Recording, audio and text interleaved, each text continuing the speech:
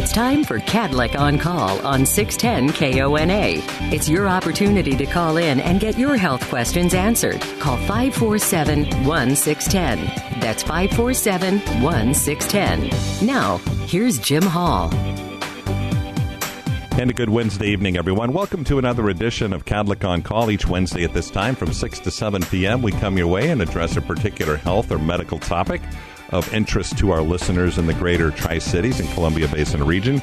And tonight we have the opportunity to talk about higher education in healthcare, in particular as it relates to Washington State University and Washington State University's Tri-Cities campus.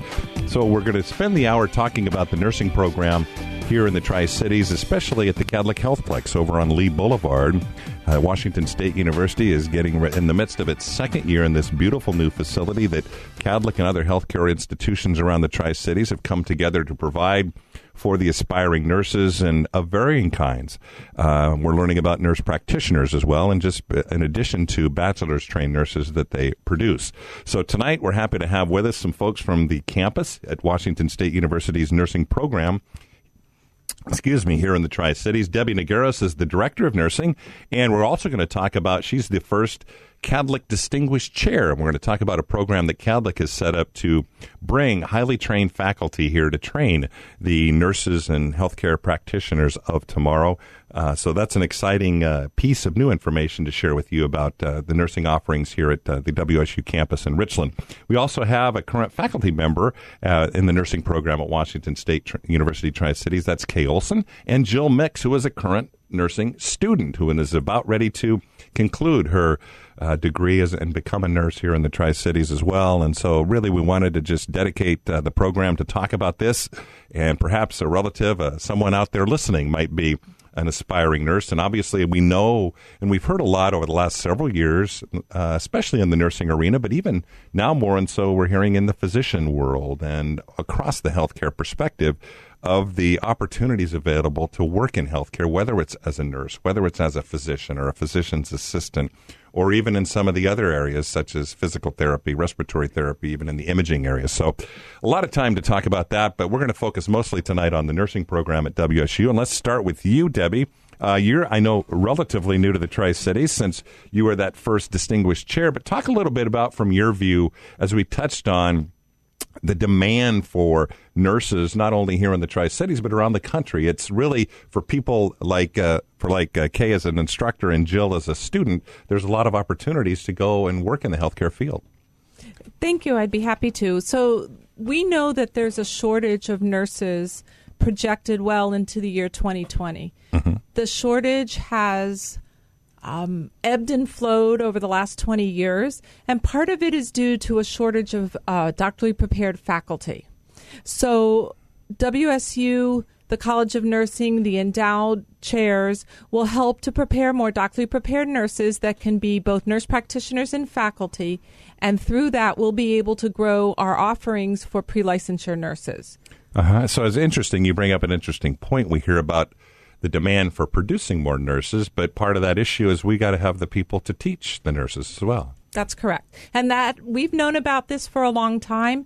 The Doctor of Nursing Practice degree came about partially to help prepare the nursing faculty of the future. Mm-hmm. The other part of it was to help to improve patient outcomes. So it's an outcome-based, evidence-based practice degree, and we can train nurse practitioners, nurse leaders, the hospital management. We can look at outcomes. And so it serves a dual purpose. So there's a lot of opportunities, Kay, in your world as on the faculty out at WSU Tri-Cities. Is that something that you're hearing from the people going through the program, that they want not only to become, obviously, to get the initial nursing degree, but have that opportunity when they want to expand it and make it even more beneficial to them? Oh, absolutely. I hear from students all the time that they're already planning on coming back to get, higher education, get that doctorate degree, because they know that there's a demand for it, and we know that there are going to be jobs. So definitely they're talking about it. They just want to go get a couple of years experience on the floor first and then go back to school. So is that how you ended up becoming a member of the faculty?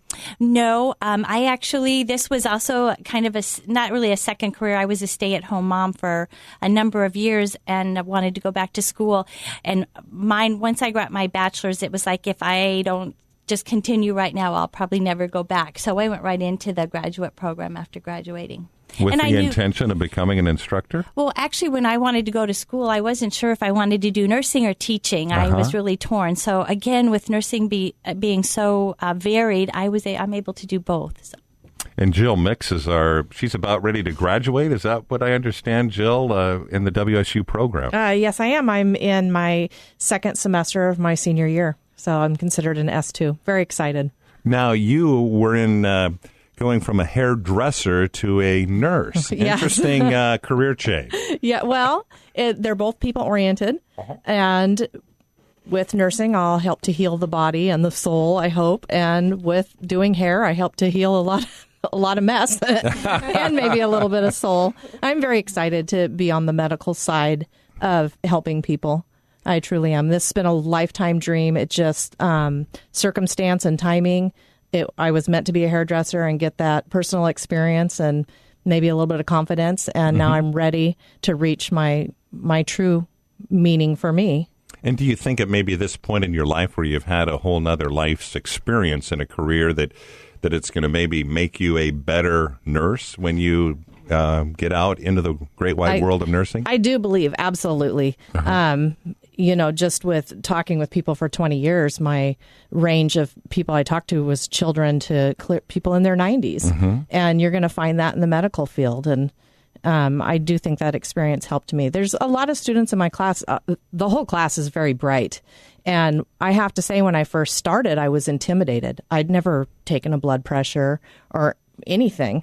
And this program, I feel, within just a very short amount of time, I was right on par with the rest of my peers and excelling. It's a great program. And to be able to be this close, so what are you graduating in I'll graduate in December. In December, and then what are you going to do? Well, I'm hoping to get a job at Cadillac. That would be my first choice. I do have responsibilities at home and people that I take care of, and Cadillac is centrally located for me. I know a lot of people that have worked there. They rave about Cadillac and the education that they get through them, and that's just a place that I feel like I would fit. And Kay and Debbie, let me address this both to you, maybe start with you, Debbie. When you hear Jill talk about her going through the program and becoming a nurse and about to get into that world, how does that make you feel when and it's a program that you're both intimately involved in producing nurses for our community in this region? That's a wonderful question. And if you could see my smile, my face will be sore tomorrow. I'm so proud of Jill and all of the students that I've met so far. And it's so exciting to know that Cadillac has the opportunity twice a year to hire from a class of 24 well-trained baccalaureate-prepared nurses. There was a recommendation that came out from the Institute of Medicine saying that all nurses should be baccalaureate-prepared, and that should be the entry level. And so we are just so thrilled that we're able to provide that opportunity, not only graduating them first-time bachelors, but also bringing RNs that have an associate's degree back to school to earn a bachelor's degree. So there's a lot of opportunities, no matter what type of, educational level an aspiring nurse or even an existing nurse is at. Is that correct? And here in the Tri-Cities, whether it's at WSU or CBC? Correct. And Kay, I want to have you, maybe you sat and listened to Jill's comments. Must make you feel really good about being an instructor and being a part of the instruction of nurses like Jill. Yeah, it does, actually. I mean, in a way, it's, being a mom, they're kind of like your kids. And so you just want to see them succeed and go on and have fulfilling careers. And, I've been at WSU now teaching since 2008. I started as a teaching assistant, and I can't go out in public or anywhere without running into one of them somewhere. And we just have nurses working over in many areas in the community. I was going to say that was interesting. Obviously, Cadillac is growing and has filled a lot of nursing positions and helped these dreams come true for people. But not everybody wants to necessarily work in the hospital setting, whether it's at Cadillac or otherwise. But it may be in a physician office, it may be in public health, it may be in community health. Correct?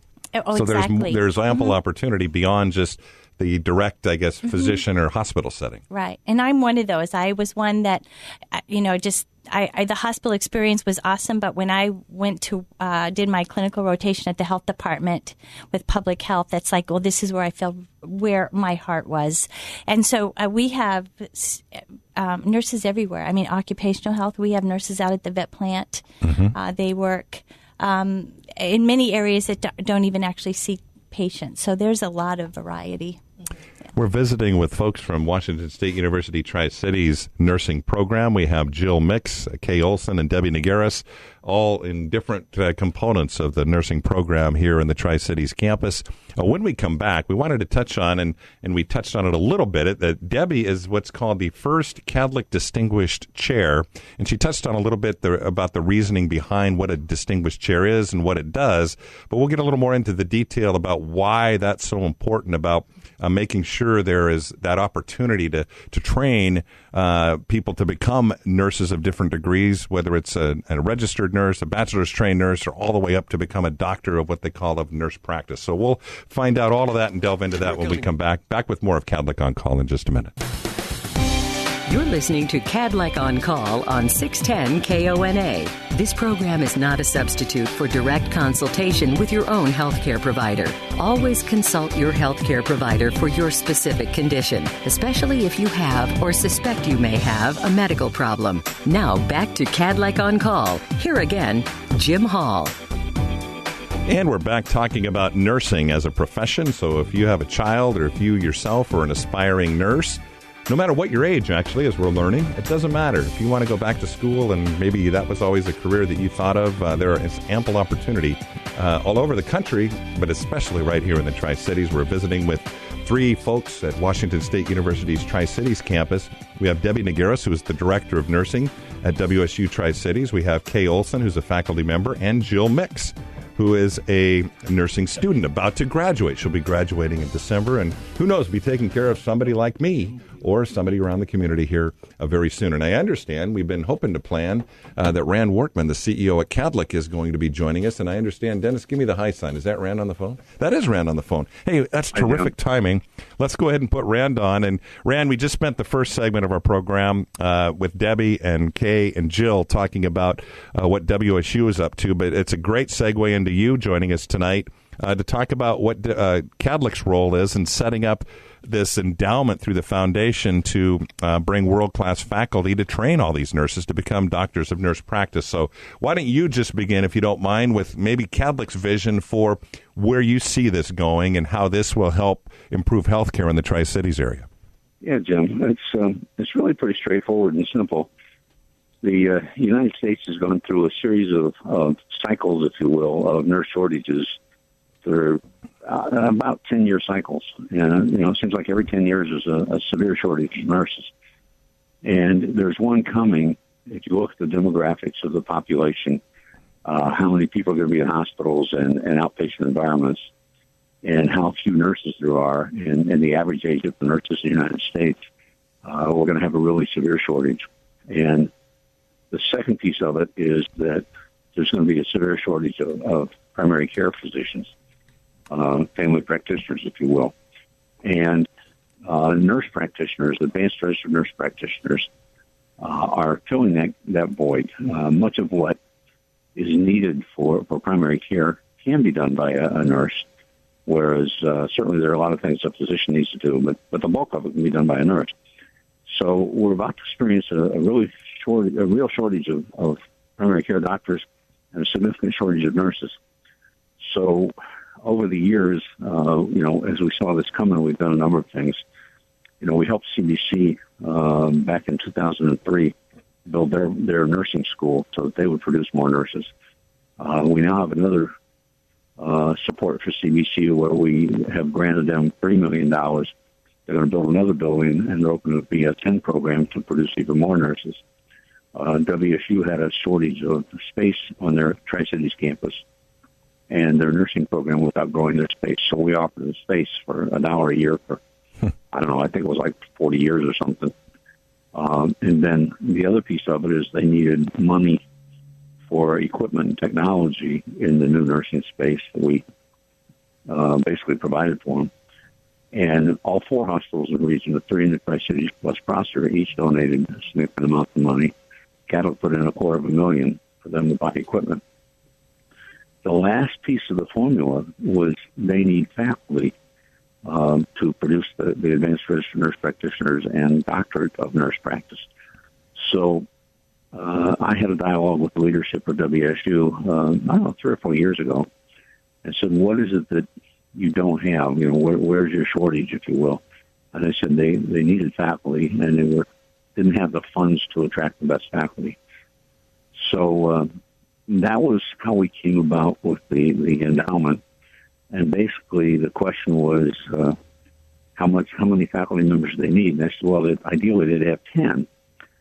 So our endowment was, the reason it was $18 million is we estimated that the earnings on that kind of an investment portfolio would spin off enough money to hire 5 faculty members. And the deal with WSU is we'll match them 1 for 1. So if they hire 5, we'll pay for 5 more, and they'll get to their 10.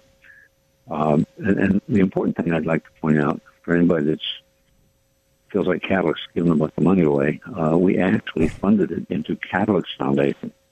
And this is a commitment by Catholic Foundation. So we still have that $18 million in Catholic, but it's working to produce faculty for WSU. It's been a great partnership with both WSU and CBC so far. And we think this will solidify the future supply of nurses and nurse practitioners in the Tri-Cities for many years to come.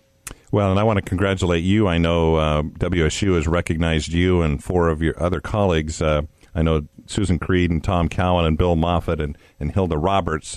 These are who these distinguished chairs are going to be named after. And I know Debbie is the Rand Wortman Distinguished Chair, and she has a smile on her face because I know that makes her feel really good. But to be able to see and hear, and I don't know, you were able to listen to, we have Jill and Kay, who both went back after earlier careers to become nurses. And now Kay is teaching and Jill is about to graduate. And so I know you spent your entire career in healthcare, and you have even family members who have been in the nursing profession. So I guess as someone who has helped this vision to see it grow over the years, it must make you feel really good.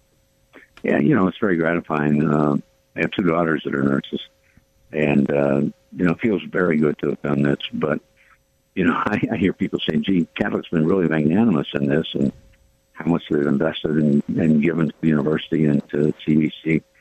And I said, I'd like to tell you that we're just really generous people, but the reality is it's a win-win deal for everybody. It's helped you, right? Yeah, I mean, it helps Catholic because we won't have to pay for travelers, which are very expensive, and we'll have our locally produced nurses. We'll have an adequate supply. I really believe most of the country is going to be in severe shortage, and we're going to be net exporters, if you will, of nurses and nursing faculty. I think we're incredibly well positioned. So, yeah, the college wins, but the community wins and Catholic wins. The example I use is back in 2003, we were spending $3 million a year at Catholic on premium pay, extra pay, if you will, to pay for traveling nurses to come here from outside the Tri-Cities.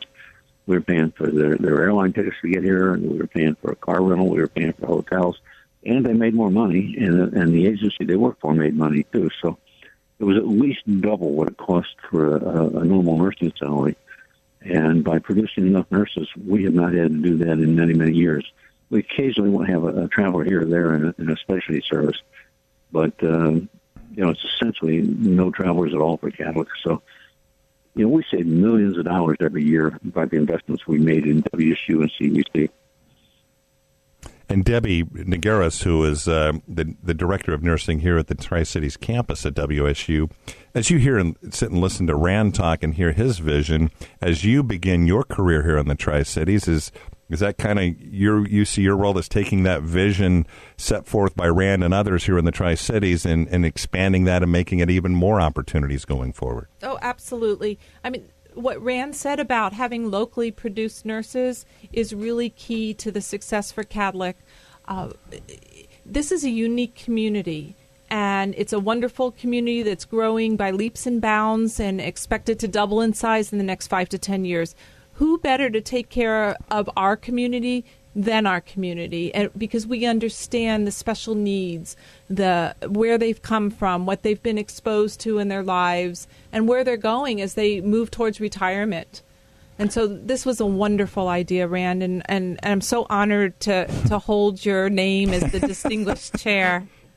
Well, there's really a couple of other pieces. I talked about the benefit to Catholic, but it's really a benefit to the entire region. Trios, Lourdes, Prosser, and a number of the other more rural hospitals around us are all going to benefit from the supply of nurses and the supply of family practitioners, too, from our residency program. And as far as being recognized with my name on the chair, that's wonderful, and I certainly appreciate it. But that was not the motivation, and certainly not necessary.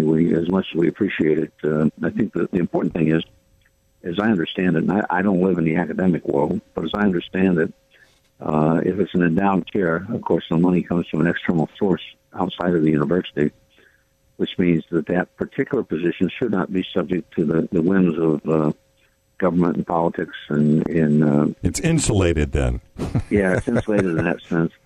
And the other thing is typically I understand that an endowed chair might pay a little bit better, and they go to frequently to tenured people, or the goal as a faculty member is to get an endowed chair and to be tenured, which basically means nobody's going to mess with your funding, and unless you do something really onerous, your position's pretty much guaranteed. And that's our goal, is to create 5 endowed tenured people in the WSU faculty. And I don't know, Debbie may have some thoughts about that, but our goal was to get the absolute best people. With those kind of positions, you can attract the best people, and that's the goal. Hey, can you hang on for a couple minutes? We have to take a break. You got a few more minutes in you? Sure. Okay, we're going to take a quick break. That's Rand Wortman, the chief executive at Cadlick. He actually now oversees for the Providence Health and Services, not only the Cadlick service area, but in the southeast region, which also includes St. Mary Medical Center in Walla Walla. We have to take our bottom of the hour break. You're listening to Cadlick on Call, and we will be back with more of our program in just a minute. Stay with us.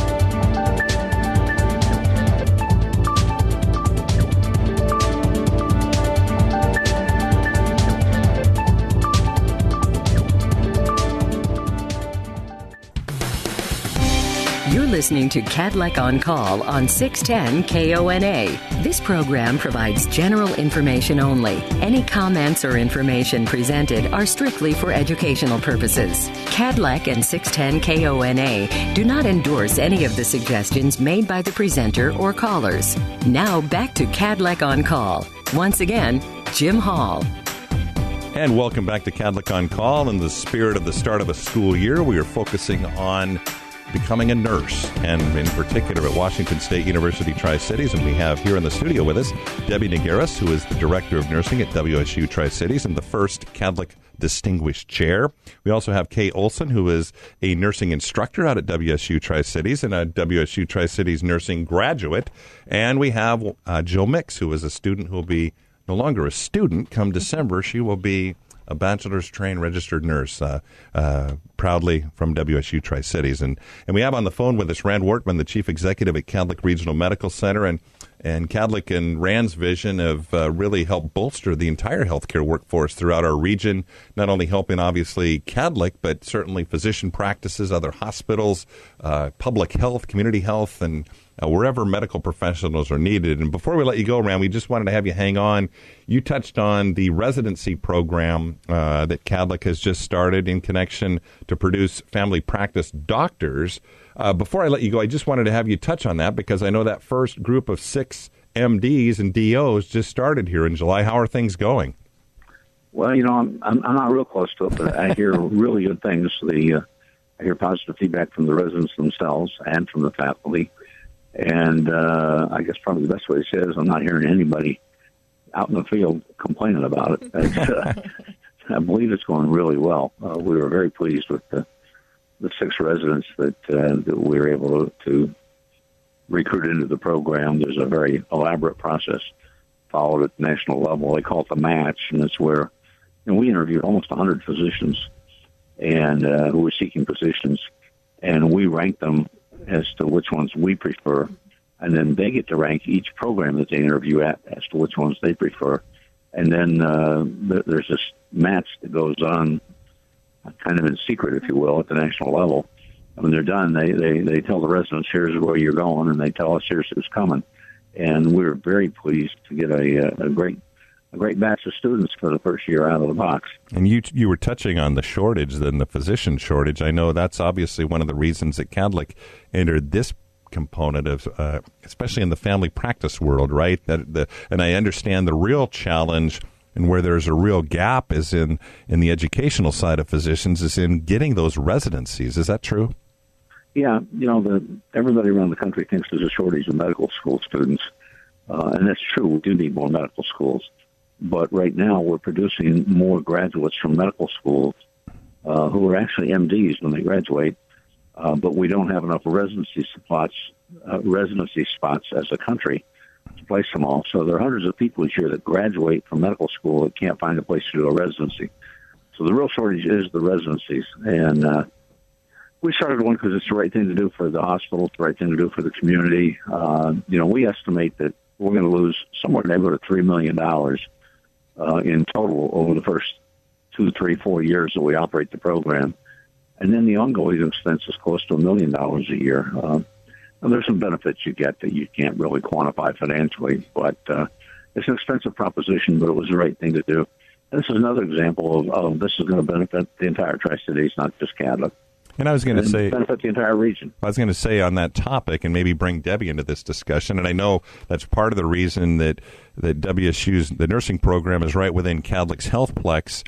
It's the same thing, I think, is that part of the plan, too, going forward with the residency program, that you can have these, whether it's, say, the therapists that work in the Healthplex working with the nursing students at WSU, but the same could go going forward between, say, residency students and some of the nursing programs here at WSU as well, where they can start learning what it's like to work in concert with one another, which is obviously important in the end to the patient. Yeah, I defer to Debbie. I don't really know how that's going to work. I know that our residency program is going to occupy the first couple of floors of the new CBC building. We'll be leasing that space from them, so they're not giving it to us. We're paying for it. The CBC 4-year nursing program will be in that building, and it's basically diagonally across the street from the current CBC building. It's going to be a pretty impressive educational campus, isn't it? When you get that even in there, it's already impressive as it is. Yeah, and it's kind of behind Healthplex, which is where WSU's nursing program is at. So our goal was to get them all on our campus, and it's just been fortuitous that not only they're on our campus, but they're basically each right across the street from each other. Debbie? Well, we're really excited to be working with CBC and with Cadlick and the residency program.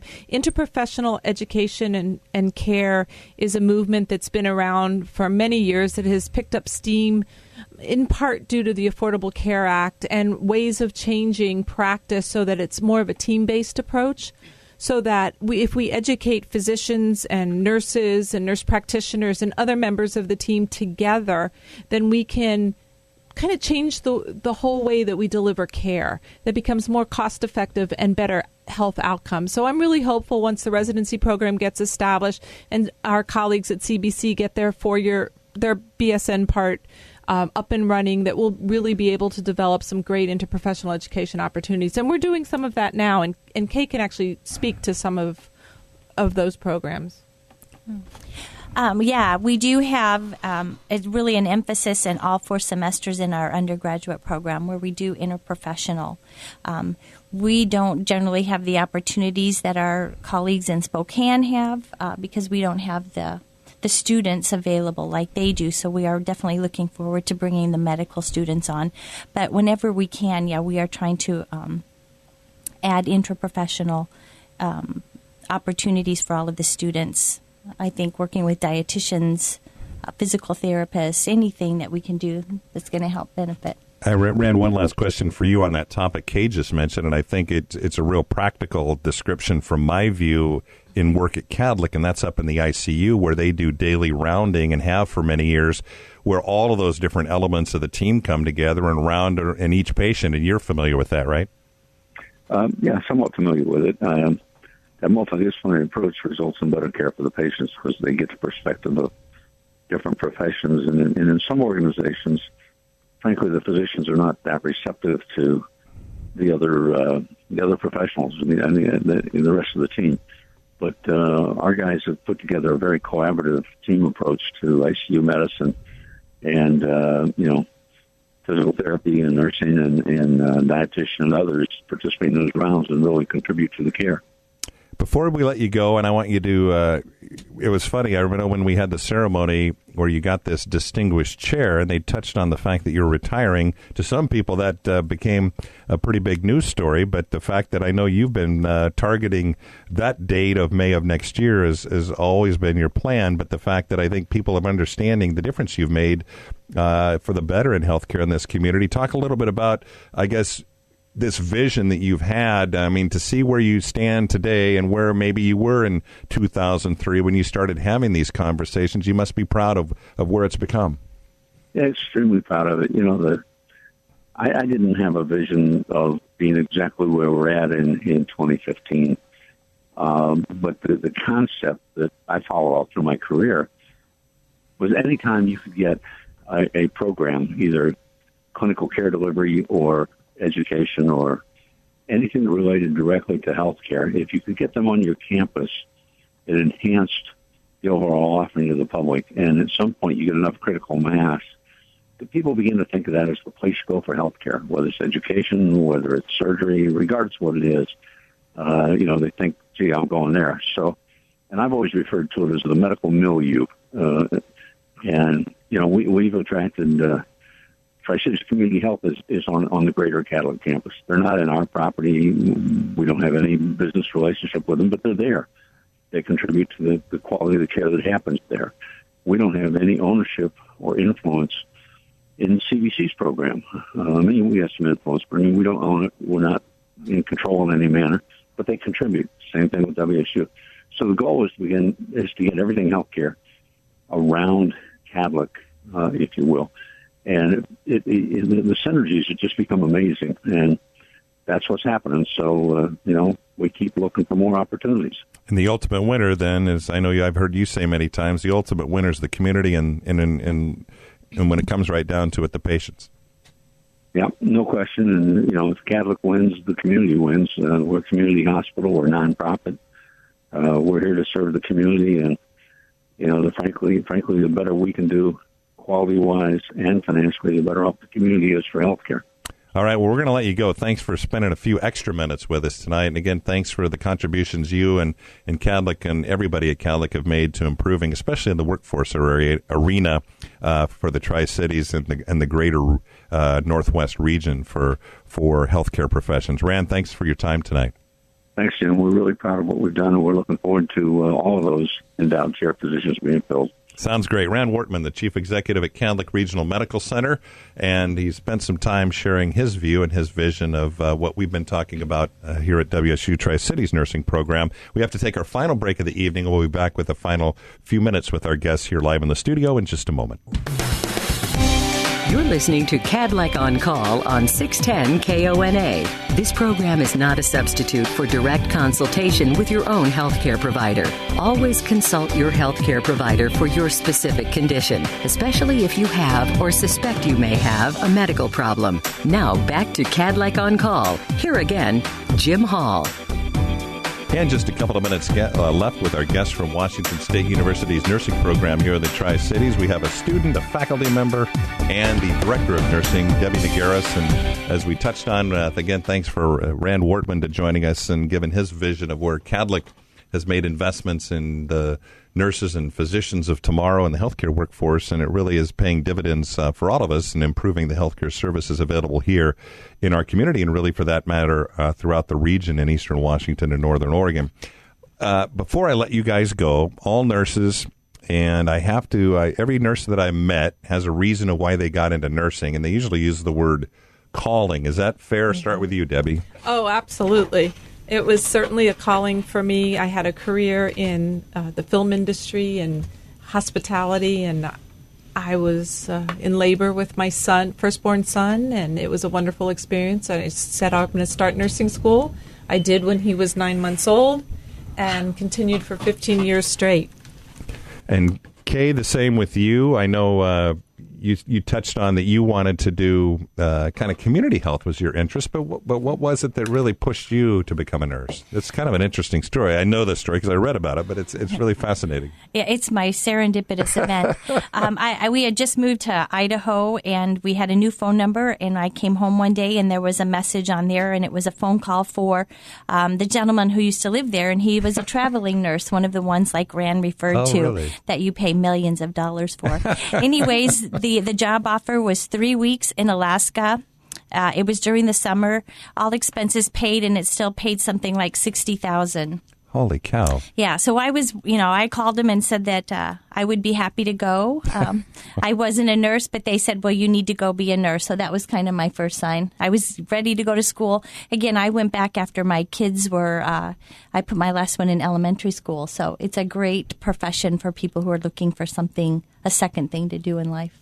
Well, and I've had the opportunity. My office is in the CBC building where and it's neat for me to see when school is in session and when I'm at the Healthplex as well, of seeing the students coming and going to classes. And it's not just all the 18, 19, 20-year-olds that are taking, that traditional career path when they get out of high school. It's many of them are like all of you and how you ended up having completely different careers before you got into it. Go ahead.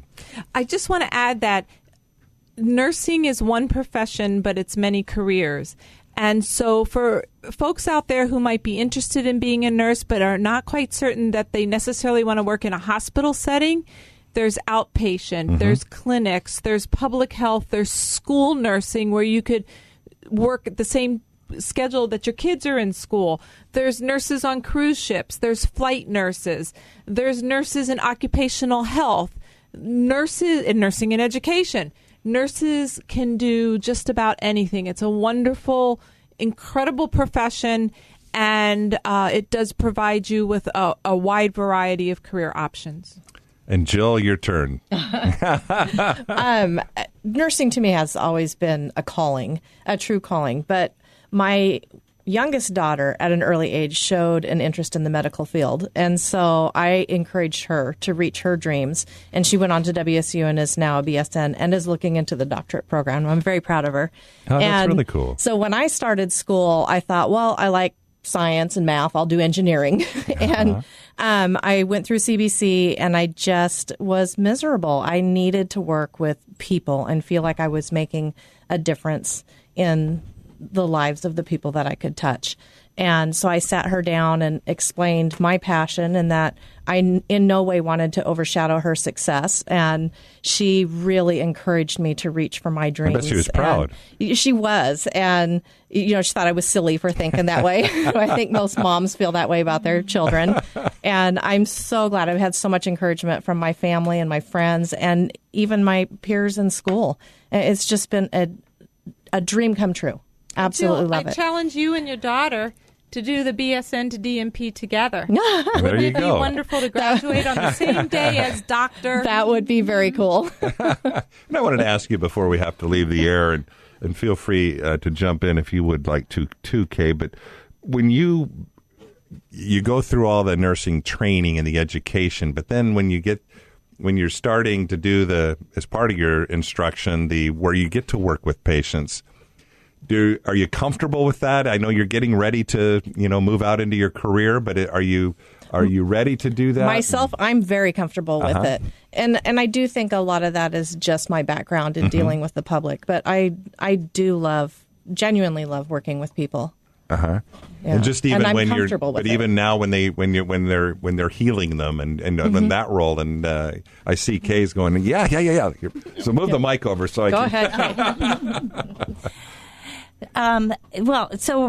Are you talking about when am I for both of you? I guess when you as an instructor, you personally, when you became a nurse, when you started caring for patients, that probably had to be, wow, okay, it's all on me now. Oh, absolutely. I think there's some safety in being a student in school. And then and I don't think it's hit Jill just yet, but when we get closer to November and they're starting their practicum, it's like, oh my gosh, I'm going to graduate and then I have to get a job.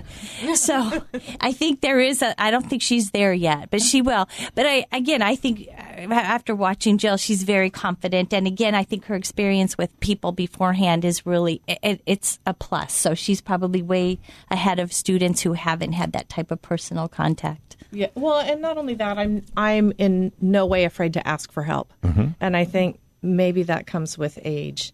I'm comfortable to admit when I need somebody to help me or to lead me. And have you nailed down yet specifically what type of nursing you want to do once you go out and seek that first job? I have not. I've put in a few requests for my practicum, and I'm going to see how I feel in that position and make my decision after that, because I've liked so many of the areas that I've been in. And so the practicum is where they get the real patient direct contact. Is that what you're meaning by practicum? That's where I will be acting as a nurse. And that's where you're right alongside holding hands with the K and making sure they're doing there is they're on their own, right? Well, no, they're not. Actually, the practicum is 120 hours. They are paired up with a staff nurse at one of the places that they've chosen, and they will do 120 hours working side by side with the nurse. So they get a lot of practical experience. Our program has over 900 clinical hours, and in addition to that time that's spent in either the hospital setting or the community setting, the students spend time in the practice lab, but thanks to CADLIC and the other hospitals in the community, we have a simulation center. So there's a place where they're makes it all the more gets them all that much more ready. Right. It's a safety net to make mistakes, and so they can actually and honestly go out, and when the patient says, "Have you ever done this before?" say, yes. It might have been a mechanical patient, but they can honestly say they've done it before. Well, I want to thank all of you for taking the time to join us tonight. Best wishes to all of you. Good luck with all of the facets of your careers and the programs. And hopefully we're on a radio program, but hopefully the enthusiasm and the passion that these people have for their career came through, because it really is neat to see our community producing people of this caliber right here in the Tri-Cities. Again, our thanks to our guests from Washington State University Tri-Cities, and our thanks again to Rand Wortman, the CEO at Cadlic Regional Medical Center, and thanks to you for listening to Cadlic on Call. We will see you right back here again next Wednesday evening. Good night.